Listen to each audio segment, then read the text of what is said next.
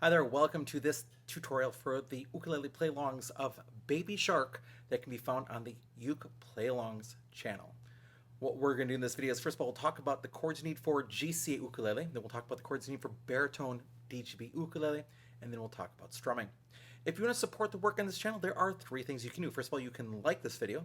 Second, you can subscribe to this channel and its sister channel, which would be the Uke Play-alongs channel and the Uke Stuff channel. And third, you can always buy me a cup of coffee at www.buymeacoffee.com/UkeStuff. All right, let's begin with the chords you need for GCEA soprano, concert, or tenor ukulele. First of all, you'll need the G chord. Then you'll need the C chord. Then you'll need the E minor chord. Now, if you haven't played the E minor chord before, there are different versions of the E minor that are out there.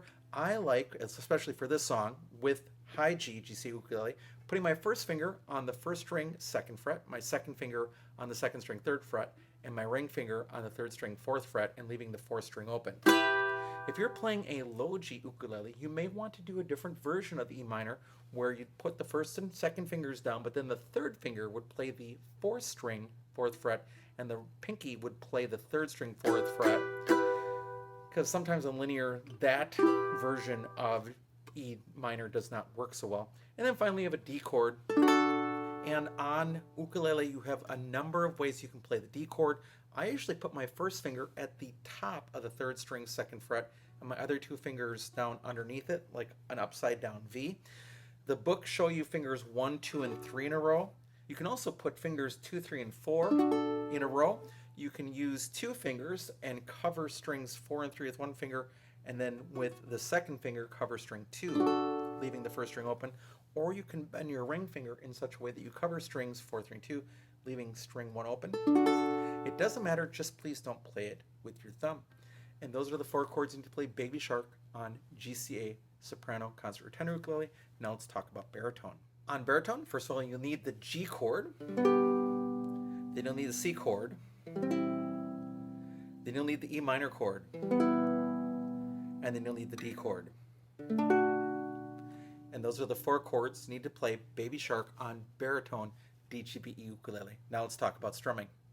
Now, as it comes to strumming, please remember that there was no ukulele in the original version of the song. So, therefore, you do not have to replicate anything. There's nothing to replicate. You get to choose what you want to do. But there are 3 rules for strumming. First of all, play the right chord at the right time. Second, keep a steady beat or a steady tempo, whether you're playing by yourself or with the video. And third, make sure that whatever pattern you do strum or whatever you are doing matches with the music. As long as you're doing that, you're right. So since there's no right strumming pattern, and if you can't figure out what pattern you want to use, what should you do? Well, here are a couple ideas for you. First of all, you can just play down strums.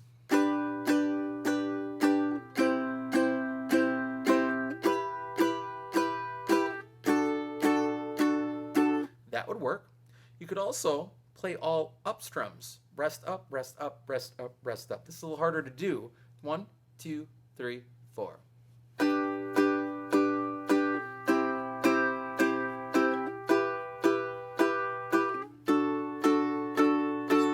Now the other option is to actually replicate the pattern that you're hearing, and this is what my students try to do quite frequently.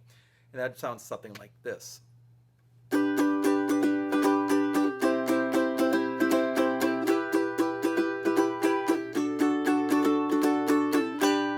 And it's a very fast pattern. Slowly, it is down, down, down, down, up, up, down, down, down, down, down, down, down, up, down, down, down on each chord.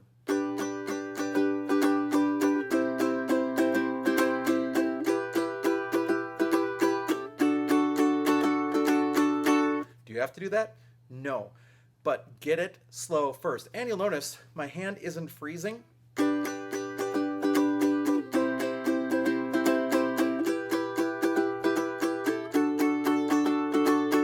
My hand keeps moving. Sometimes people are going to want to freeze and do something like, and what will happen is that will force you actually out of the pattern. So you want to just keep going up and down and just skipping. So start slow, speed it up. And then the other thing that I would just remind you of is where you want to play. You want to play where the neck meets the body, and you want to play into the fretboard, not just lightly touching it, but actually playing into it. And my first finger points at me and then points towards the floor. I encourage you not to use your thumb for this because the thumb is so dominant that if you use it for all your strumming, you'll have a really hard time not using it.